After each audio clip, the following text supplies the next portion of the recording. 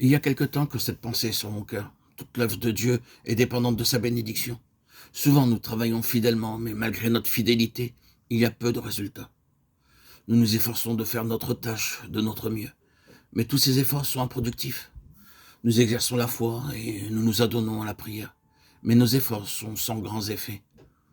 Où réside le problème? Il se résume en quelques mots. La bénédiction de Dieu nous fait défaut. Nous qui servons le Seigneur, nous devons apprendre à regarder à lui pour qu'il accorde sa bénédiction. Sans cela, notre fidélité, notre zèle, notre foi et nos prières seront vains. Mais avec cette bénédiction, même si notre travail est imparfait et notre foi bien faible, nous ne travaillerons pas en vain. Tout service pour le Seigneur est dépendant de sa bénédiction. L'épisode de la multitude qui a été rassasiée illustre bien cette vérité. Les provisions étaient bien peu de choses pour satisfaire la demande. Cependant, le besoin de la foule a été comblé. La satisfaction d'un besoin ne dépend pas de ce que nous possédons, mais de la bénédiction du Seigneur reposant sur ce que nous avons apporté. 5 pains et 2 poissons suffit pour nourrir les 5000 personnes qui l'ont suivi dans le désert, car il a béni cette nourriture.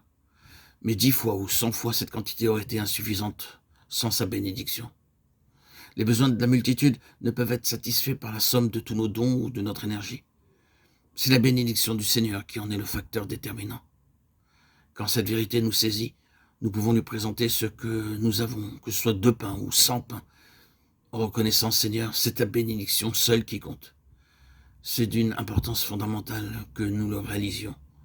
Peu importe que nous possédions peu ou beaucoup de pain, si la faim de l'homme doit être satisfaite, une seule chose est nécessaire, et cette chose, c'est la bénédiction du Seigneur. C'est avec un cœur travaillé que je vous pose cette question. La bénédiction du Seigneur a-t-elle beaucoup de valeur pour vous? Cette question est vitale dans tout travail que nous faisons pour lui.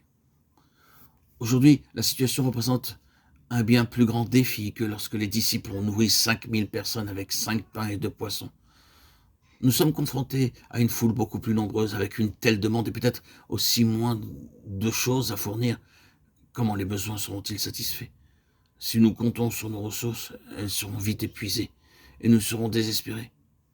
Quand ils reviendront nous trouver, nous saurons alors que nous ne pouvons rien faire par nous-mêmes. Matthieu 14, 17, 21, Romains 9, 13, 16. Avez-vous remarqué que les évangiles rapportent ces 2 récits de miracles au cœur desquels la foule a été nourrie et rassasiée? Pourquoi 2? Ces 2 récits se ressemblent beaucoup et ont des points communs.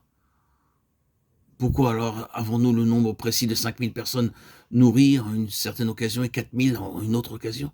Comment se fait-il que la parole de Dieu ait consigné le récit de 2 miracles similaires pour notre instruction? Ne serait-ce pas parce que nous sommes lents à apprendre une leçon d'une grande importance? Trop nombreux parmi nous sont ceux qui considèrent les pains dans leurs mains au lieu de s'attendre à la bénédiction du Seigneur.